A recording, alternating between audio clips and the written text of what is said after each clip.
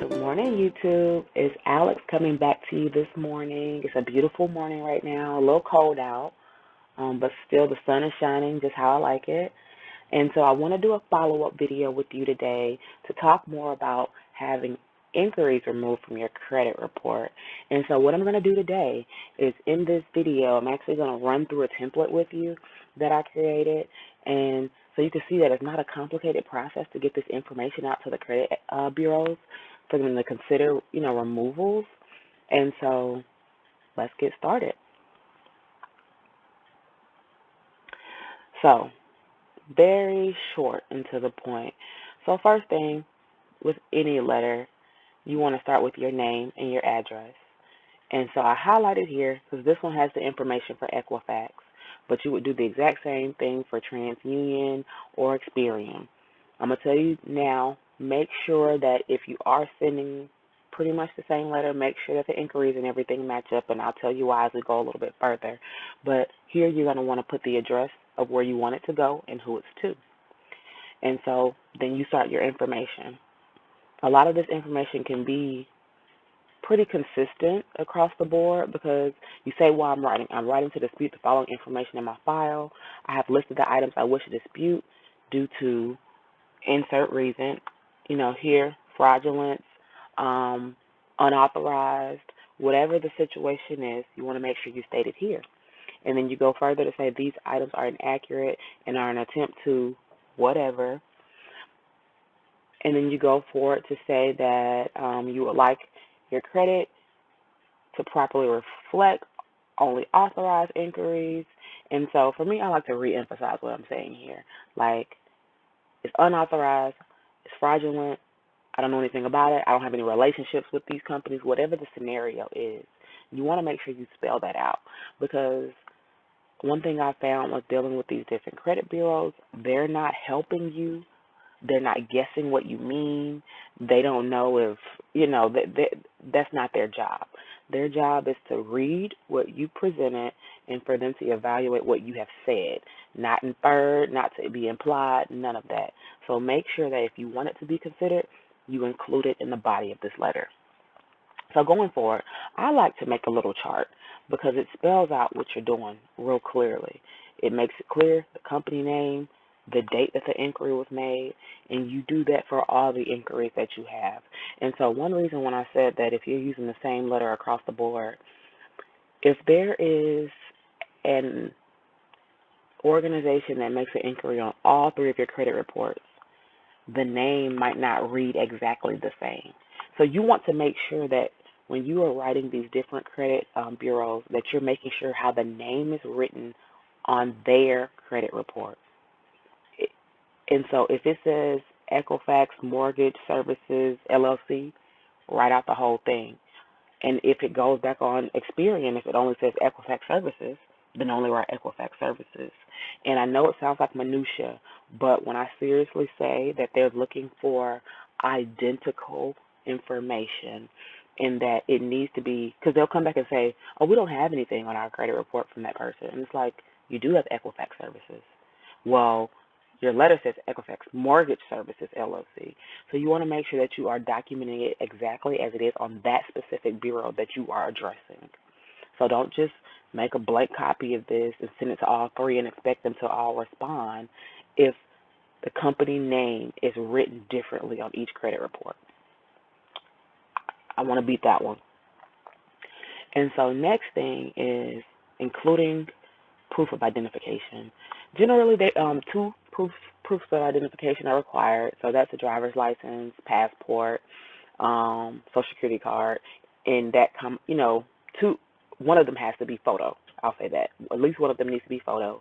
And then the other, of course, is a government issued, so, military ID.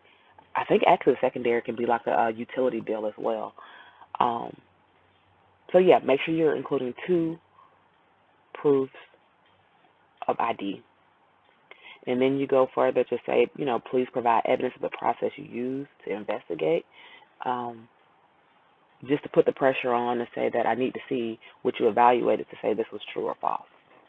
And then you close out the letter sincerely, your name. I've heard that you are not to sign. I don't know if that's true, but enough people have said it to where it doesn't hurt anything not to. I'll say that. And so I'm just not sure if it hurts something to sign. So I'll let you leave that up to however you want to do it. And then enclosures pretty much is just telling them what they have in this packet. So if they're missing something and you wrote it here and they're missing something, they'll know they're missing something. Um, Not 100% required, but I do this when I write any letter, honestly, just so people can have a list of things that I intended for them to have. And if something is missing off that list, they can say, hey, you said you'd send me this, and it's not in the attachments or whatever. Um, so yeah, very simple little template. It does not have to read exactly like this. Actually, I recommend that it does not read exactly like this, but just kind of the flow of it can be consistent. Um, just to give you an idea. And then one thing, like I mentioned, if you have any evidence supporting um, your claim, include it and write it in your enclosures. I mentioned in my previous video that if you're getting letters from companies where it says, "Oh, I'm sorry, your information has been subject to fraud," or we've had a data breach, include that letter because that is proof that there's a potential for something to have happened that you're not aware of. And that's the thing. The whole point of this process is if you have inquiries that you did not voluntarily make, that you're not aware of, or if you were just in preliminary conversations and you didn't sign any authorization for your credit to be ran, all of that type of stuff, goes into that. But the big thing is if you get a letter in the mail, offering you free credit monitoring for a year because there's been a data breach and your information has been compromised, that's important documentation to add if you all of a sudden see new inquiries or any new accounts on your credit report that you didn't authorize. Just like last time, I will also like to say, though, that just because you're able to get something removed from your credit report, if it is legitimate and you owe a company money, you're still liable for that money. This is really intended for, your credit report is what lenders see, but also, you want it to be an accurate representation, so you don't want it to be where you haven't viewed your credit in years, and now all of a sudden you want to go buy a car and you don't know what's on there, and then you see all the stuff that you didn't know that was on there. So it's very important to be able to, just know what's on your credit report.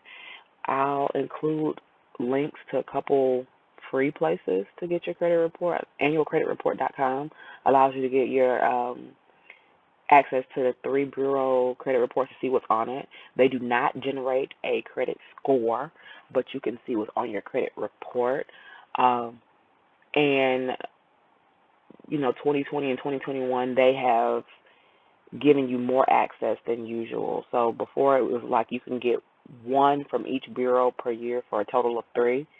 But now, if I'm not mistaken, you can get one like a new one every week or every month because they know like in times of crisis, fraud goes up, crime goes up, and so they're well aware of that. So they make it more accessible for you to be able to access your credit report on a rotating basis to just ensure you're not, nothing's happening that you don't know about. There are other resources, but every lender may use a different credit score calculation. And so when your credit score doesn't look the same on, Credit Karma as it does at the bureau, it could be because they're using a different calculation. I don't want to get all into that, but if it's not from the credit bureau itself, be skeptical about the number. So Equifax, Experian, and TransUnion all have services where you can pay, fees to see your actual credit score, and typically those are the ones the lenders are also going to see. Typically, those are the ones the lenders are always going to see. But the ones at Credit Karma, Credit Sesame, Credit Whoever, Credit Guru, they may not be exactly what the lenders are seeing. So you might see a disparity between, what you thought your score was and what it actually is. So just keep that in mind. Again, I'll put the annualcreditreport.com link in the subject for you to be able to take a look at that. And I hope this has been helpful, and I'll talk to you all next time. And if you find this video helpful, like, subscribe, share. Have a good day.